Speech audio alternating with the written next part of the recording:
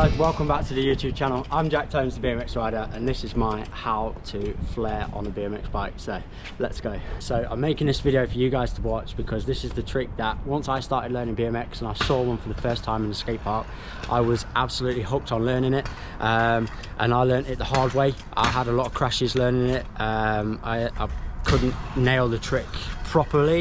So hopefully I can make this video for you guys so it shortcuts that process and you learn it a lot faster and a lot less painful than I did. But don't get it twisted, it is quite an advanced trick, although there's loads of pros out there that make it look easy. Once you get it, just like anything, it is easy. So yeah, obviously wear your helmet for safety reasons. It's quite an advanced trick, and yeah, let's go learn the flare. Boom. And being in 2023, it's the trick that every man and his dog wants to learn, and obviously it's a real crowd pleaser, never goes out of fashion. And I'm just making this video for you guys to watch because I want you guys to learn it a lot faster than I did. This is the kind of video that I wish I had when I was learning it. So before we get started, first things first, make sure you have your helmet on. We don't want any hospital trips while learning this trick.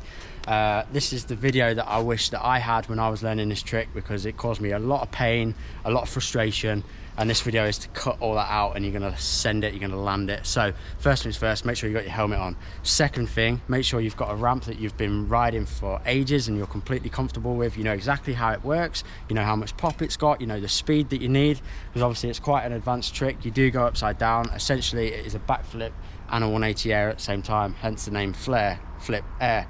So to break it down for you guys, obviously it is you need to be able to go upside down, you need to be comfortable with looping out backwards and obviously doing 180 airs at the same time. So follow me, let's go. In this video we've got this 5-foot ramp here. It is a half pipe, so I prefer half pipes because I can judge my speed a little bit better. So in this video I'm going to be using a 5-foot half pipe purely because it is perfect for gauging speed. You can do setup airs to make sure that you've got the right speed to pull back on, and this has got a nice amount of pop. It keeps me in the ramp and I don't end up doing a backflip fly out. So yeah, advisable, learn how to do backflips first just so you get used to the motion of pulling back. And essentially what you're going to be doing is going up the ramp, leaning back but at an angle. So when you go, obviously you're twisting your torso and pulling back at the same time. Don't get it twisted, no pun intended, but it is a backflip. So when I first started learning this, I ended up doing what they call a mole roll. So essentially you don't fully go backwards, you end up going sideways, and it creates a weird looking maneuver. So to avoid doing the mole roll, go at, say, so if that's 12 o'clock, you want to be hitting the ramp at somewhere between 1 and 2 o'clock. Obviously the more you carve, the more it's going to spin round, so you want to find the balance between carve and flip. So whatever angle you come at, make sure you, in your mind you've got backflip. So you hit the ramp at say 1 o'clock, backflip, and what that's going to do with your head and your shoulders is twist you like that motion, and make sure you carry on the motion and you know you're going to do it before you do it, because you don't want to get upside down and realize, I'm not going to make it round. But you can, you know, there is ways out of it. You can eject, you will land on your feet like a cat, and yeah, so I'm going to show you guys how to do a few flares right now. Let's go.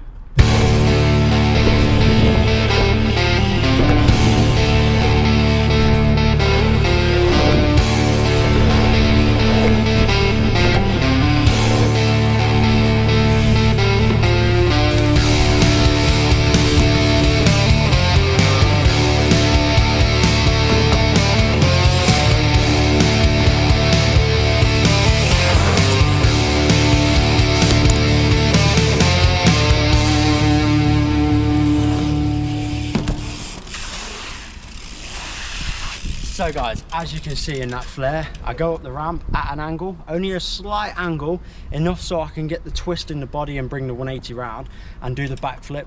And when I've pulled back off the coping, as soon as you hit that coping, you pop off. So pop off, obviously go into a ball. The tighter the ball you're in, the faster it's going to come around. And with experience, you start to, you know, like on smaller flares, you stay tighter in a ball. On big flares, you stay kind of open. But for learning the trick, we're going to find the middle ground, and obviously a 5-foot quarter is just that. The trick itself is quite simple. I know it's easier said than done when you're learning it, but the fear factor on it is obviously quite high. hence the Flair, quite an advanced trick. If you find yourself doing the Flair and you end up landing sideways, so essentially you're doing a flip 90, that's easily corrected. All you need to do is come off the ramp at a bit more of an angle, just carve a little bit. Obviously find yourself a ramp that you've got plenty of space on, so you're not going to go off the side or anything like that. But yeah, so essentially you just need to carve more and obviously stay tight into a ball that you will be able to spot your landing. You will know where you are, and if you have a resi and a foam pit nearby, if you've got access to it, definitely use it, just to get the motions and the muscle memory in your head. And once you've got that, send it on a ramp and I guarantee you're going to land it, I promise you. So yeah, if you're under rotating or if you're over rotating, just reverse. It's the opposite. It means you're spinning too much. So you just need to, you know, it's trial and error. Find the middle ground, find what works for you. For me, it's only a slight carver. You virtually go up the ramp straight, and then as soon as you pop, that's when you get the twist in your torso, the head and the shoulders. It's all one motion. So like I say, if you've got access to a foam pit and a resi ramp, you know, just so we can avoid any kind of injuries. I didn't have any access to that when I was learning it, so hence why my hips are kind of dodgy. But yeah, so that's how to do a Flair. But guys, hopefully this video has helped you out and you can learn how to do a Flair. If you can, tag me in your videos, I want to see it. If you need any more pointers, or if there's anything that, if you can already do a Flair and you've got pointers that I haven't mentioned in this video, leave a comment down below. Let's help everybody learn tricks in 2023. We're all going to be flairing everywhere. If you're a skate park rider, it is an essential. You need to be able to do this. So that being said, guys, thanks for watching my how to Flair video, and I'll see you next Tuesday in the next video. Let's go, full send.